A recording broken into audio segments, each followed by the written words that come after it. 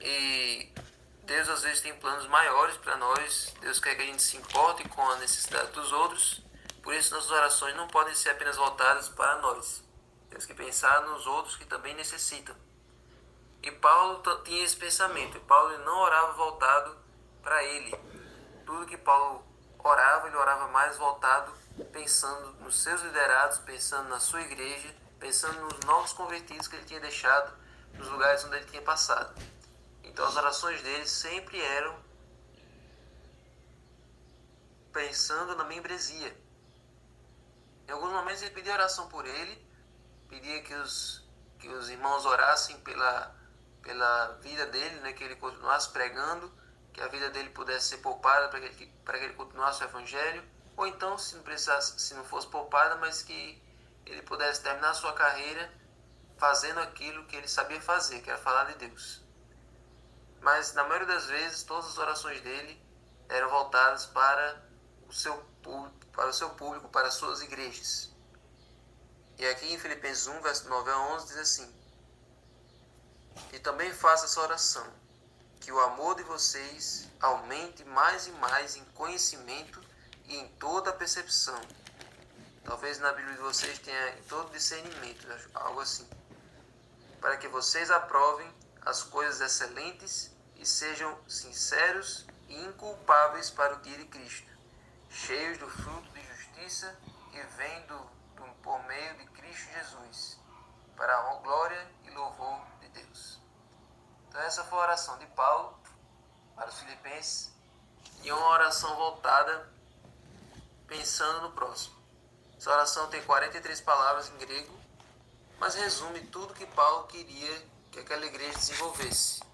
Isto é, Paulo queria que aquela igreja desenvolvesse amor, acima de tudo, que é o maior dom de todos. Paulo queria que aquela igreja desenvolvesse conhecimento, que aquelas igrejas não só crescessem numericamente, mas também no conhecimento da palavra de Deus. Uma igreja pode ter 1000 membros, mas se esses 1000 membros não souberem de nada, não adianta ter tanta gente assim. Nós precisamos de uma igreja cheia de pessoas cheias, de pessoas que conheçam a verdade.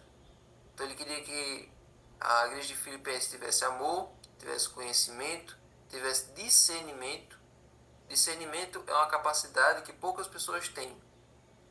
Discernimento é a capacidade de saber diferenciar, de saber detectar o que é de Deus e o que não é, o que se deve fazer e o que não se deve, onde se deve ir e onde se não deve ir. Então, todos nós deveríamos ter esse dom, o dom de discernir, o dom de identificar em que situações o servo de Deus deve participar, o que ele deve dizer, o que ele deve não dizer. Então, muitas pessoas não têm discernimento. Então, esse é um grande problema. Então, além de discernimento, Paulo queria que eles tivessem pureza. Também uma vida irrepreensível. E também, acima de tudo, a justiça que recebemos por meio de Jesus Cristo. Então, essa oração de Paulo, ele enfatiza a igreja como um todo. Ele pensa na igreja como um todo. Cada membro, ele quer que experimente isso aqui. Então, a oração dele está, como eu disse, voltada para os outros. Então, vamos agora analisar cada detalhe dessa oração. O primeiro detalhe é o amor que aumenta mais e mais. Né? Foi isso que ele disse aqui. Que o amor de vocês aumente mais e mais em conhecimento. Então, olha só. Paulo ele não orou simplesmente por mais amor. Vamos ser mais amorosos. Mas ele queria um amor que redundasse em conhecimento.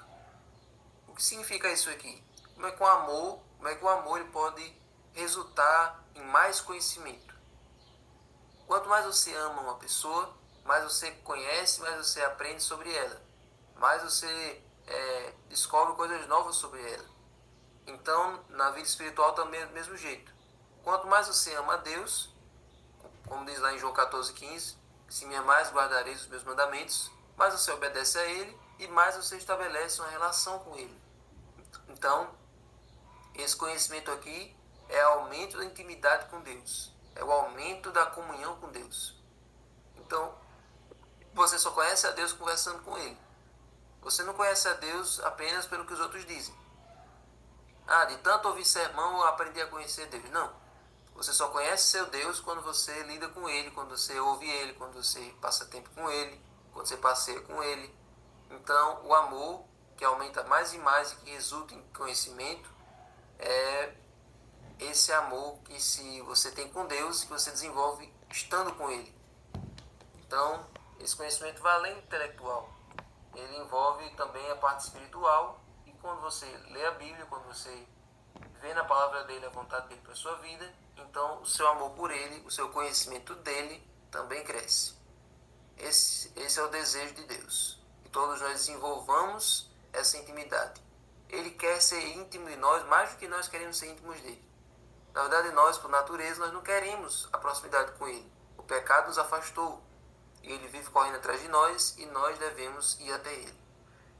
A segunda coisa, discernimento, que eu já falei aqui. É a capacidade de aprovar, o que é que diz o verso? Aprovar as coisas excelentes. Aprovar as coisas excelentes, ou aprovar o que é melhor, em comparação com o que é prejudicial espiritualmente. E assim sermos puros e irrepreensíveis. Então, aprovar o que é melhor.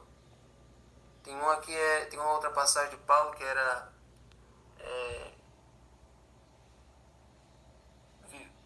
com todas as coisas retende o que é bom. Ou seja, nós devemos aprovar e reter o que é bom. Tem pessoas que assimilam tudo que é negativo, não tem filtro nenhum. Por exemplo, vem um filme, vem uma qualquer coisa, um vídeo, uma música, alguma série, e só absorvem tudo que é negativo, tudo que não presta, as pessoas guardam. Elas não filtram o que é positivo. Então, a Bíblia nos chama a reter o que é bom. Para nós aproveitarmos o que é bom, aproveitarmos o que é importante. Então, isso é interessante, de termos discernimento para provar o que é melhor, para entender o que é descartável e o que é que nós devemos levar para a nossa vida. Isso um cristão precisa desenvolver. E a terceira coisa, pureza ou sinceridade. Uma versão diz pureza e na outra diz sinceridade, como que é a nossa versão aqui.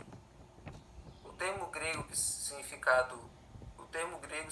julgado à luz do sol, transmitindo a ideia de uma conduta transparente e irrepreensível, sem qualquer mancha ou falsidade. Se eu não me engano, a palavra sinceridade tem a ver com a cera, que você coloca diante do sol, né? E a cera ela derrete, e por isso que a palavra sinceridade é sincera, sem cera. Você não derrete na luz do sol, você permanece ali. Então, diante de Deus, nós devemos ser tão transparentes como a luz do sol. Nós devemos estar de forma sem mancha e sem falsidade diante dele. Nós possamos estar de coração aberto, com a nossa vida transparente, com a nossa vida limpa diante do nosso Rei. Então, que nós possamos ter diante de Deus um coração puro e sincero, certo? Então, essa é a vontade de Deus. Na verdade, aqui nessa versão aqui diz sinceros e inculpáveis para o dia de Cristo.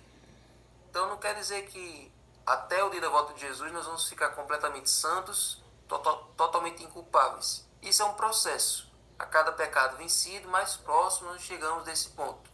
Essa perfeição só vai ser alcançada no dia da volta de Jesus. Como aqui diz. Mas até esse dia nós podemos ir trabalhando essa natureza. Trabalhando a nossa natureza. Diante do mundo nós temos que ser transparentes, sem cera, completamente um livro aberto, para que as pessoas conheçam Jesus através de nós e vejam em nós cristãos verdadeiros, cristãos sinceros, que vivem o que pregam, que a vida deles é um testemunho daquilo que eles falam, certo?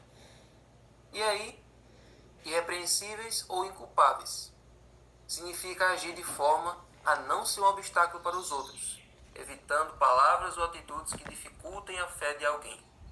Você já ouviu a expressão pedra de tropeço? Pedra de tropeço é uma expressão que a Bíblia usa, que Jesus usa, para descrever pessoas que estão na igreja apenas para fazer a nossa fé ser desenvolvida. Existem pessoas que estão na igreja, que estão ali para servir de teste para nós. Teste para mim e para você. Aquela pessoa que você precisa aprender a conviver com ela Você precisa aprender a tratar ela bem, você precisa suportar ela, porque ela está ali para fazer você crescer. Geralmente é uma pessoa que procura contendas, é uma pessoa que semeia discórdia, é uma pessoa que quer ali aparecer, é alguém ali que é briguento. Essa pessoa na igreja, ela serve para você se desenvolver. Se você se trocar com aquela pessoa, se você reagir da mesma maneira, você vai estar tropeçando. É uma pedra de tropeço. Então você precisa aprender a tratar ela com amor, tratar ela da maneira como Jesus trata, para você não ser igual a ela, para você agir de maneira diferente e, assim como diz lá em Provérbios, acumular brasas vivas sobre a cabeça dela, para que ela deixe de ser uma pedra de tropeço e passe a se converter. Então, que você não seja essa pedra de tropeço.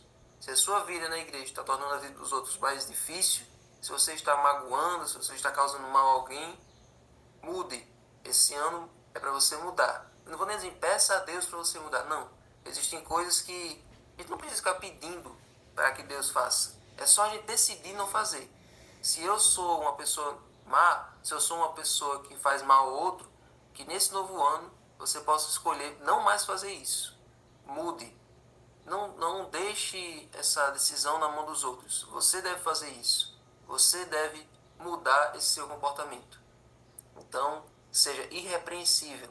Ou seja, irrepreensível é alguém que não tem do que chamar a atenção. Seja irrepreensível e seja inculpável. E por fim, cheios do fruto de justiça que vem por meio de Jesus Cristo, para a glória e louvor de Deus. Justiça por meio de Cristo. O que quer dizer isso? Justiça por meio de Cristo é basicamente a justificação pela fé.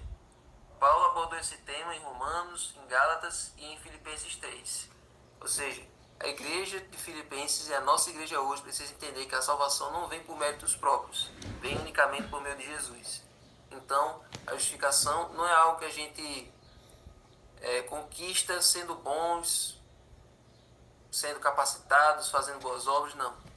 A salvação é um mérito, é um presente exclusivamente de Jesus. Então, que nós possamos entender que a justiça ela vem por meio de Cristo. É Jesus quem nos cobre com o manto de santidade dele e diante de Deus é como se nós não tivéssemos pecado. Ele é o nosso advogado. O advogado, por pior que seja o bandido, ele arranja uma forma de defender. Ele arranja uma forma de inocentar ele. E Jesus, quando nós aceitamos o seu sacrifício, quando nós aceitamos o que ele fez por nós, então ele se coloca entre nós e Deus não vê a nossa justiça falha, os nossos defeitos de caráter, ele olha para Jesus e ali nós somos absolvidos. Então, a justiça de Cristo é algo que todos nós devemos alcançar todos os dias. Pedir perdão pelos nossos pecados. Pedir que o sangue dele nos regenere, nos limpe e nos salve.